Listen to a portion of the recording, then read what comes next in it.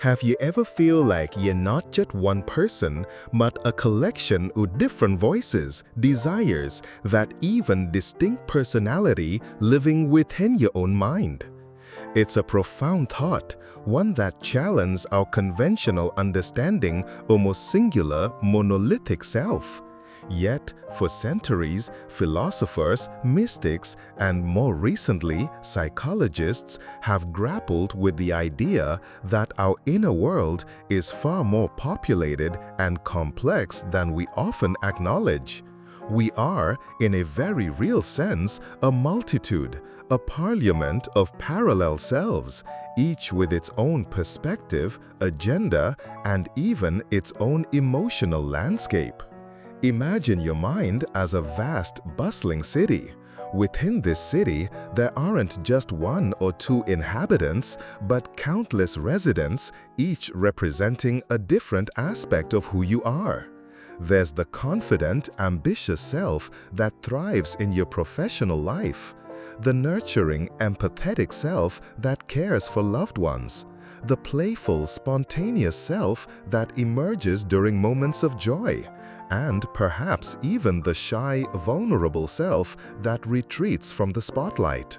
These aren't just fleeting moods, they can feel like distinct entities, each capable of taking the helm of your consciousness, influencing your thoughts, feelings, and actions in different situations. Consider for a moment the sheer adaptability of the human spirit. From childhood, we learn to navigate a complex social world, and in doing so, we develop various roles or personas to help us cope, connect, and thrive. The child who is boisterous and demanding at home might be quiet and compliant at school. The teenager who rebels against authority might be fiercely loyal and protective of their friends. These aren't acts of deception, but rather adaptive strategies, the emergence of different selves designed to meet the demands of particular environments. Over time, these strategies become ingrained, forming what some psychologists refer to as parts of our personality. One of the most compelling frameworks for understanding these parallel selves comes from a therapeutic model called internal family systems, or IFS. In IFS, the mind is viewed as an internal system made up of various parts, each with its own beliefs, feelings, and motivations, all orbiting around a core self. This self is seen as inherently wise, compassionate, and calm, a true leader for the internal system. The other parts, however, often develop in response to life experiences, particularly painful or traumatic ones. Some parts might take on manager roles, attempting to control situations and prevent pain by being perfectionistic, critical, or people-pleasing. Other parts might be firefighters, rushing in to soothe discomfort with impulsive behaviors like overeating, substance abuse, or excessive screen time. And then there are the exiles, the younger, more vulnerable parts that carry the burdens of past wounds, often hidden away by the managers and firefighters. This isn't just theory. It resonates with our everyday experience. Think about a time you felt conflicted about a decision. One part of you might have urged caution and responsibility, while another yearned for adventure and spontaneity. This internal dialogue, often perceived as a struggle within yourself, can be understood as a conversation or sometimes a battle between these different internal selves. The part that wants to stay up late browsing the internet is often at odds with the part that knows you need to wake up early for work. The part that wants to speak your mind might be silenced by the part that fears rejection.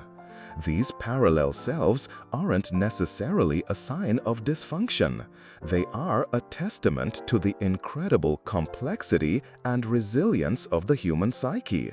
They allow us to compartmentalize, to protect ourselves, to adapt, and to grow.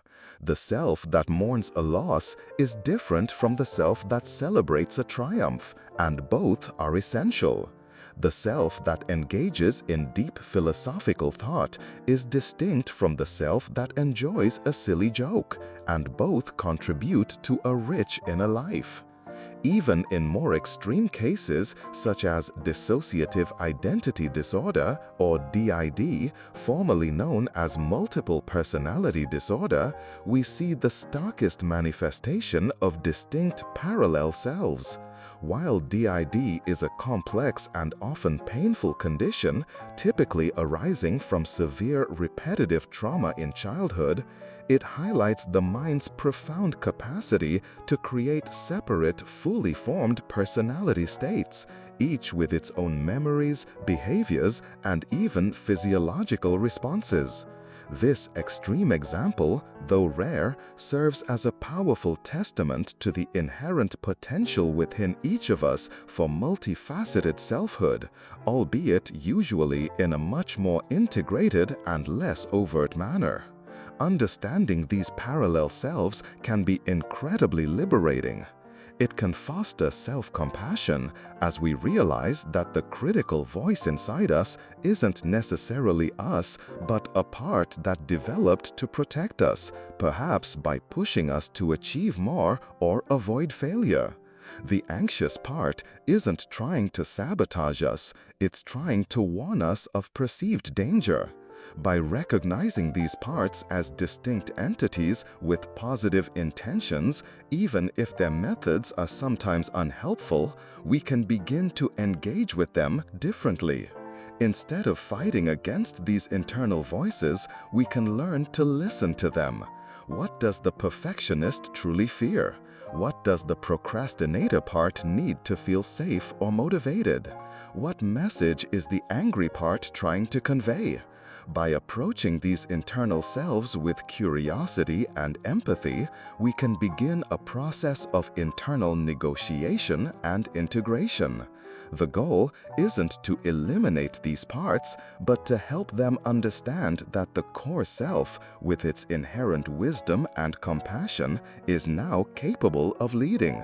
When the self is in charge, the parts can relax their extreme roles and contribute their unique strengths in a more harmonious way.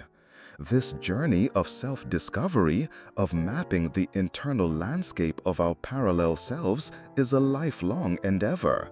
It's about recognizing the richness and diversity within, embracing the full spectrum of who we are, and learning to orchestrate this internal symphony. It invites us to move beyond the simplistic notion of a single, unchanging I and instead appreciate the dynamic, multidimensional tapestry of our inner world.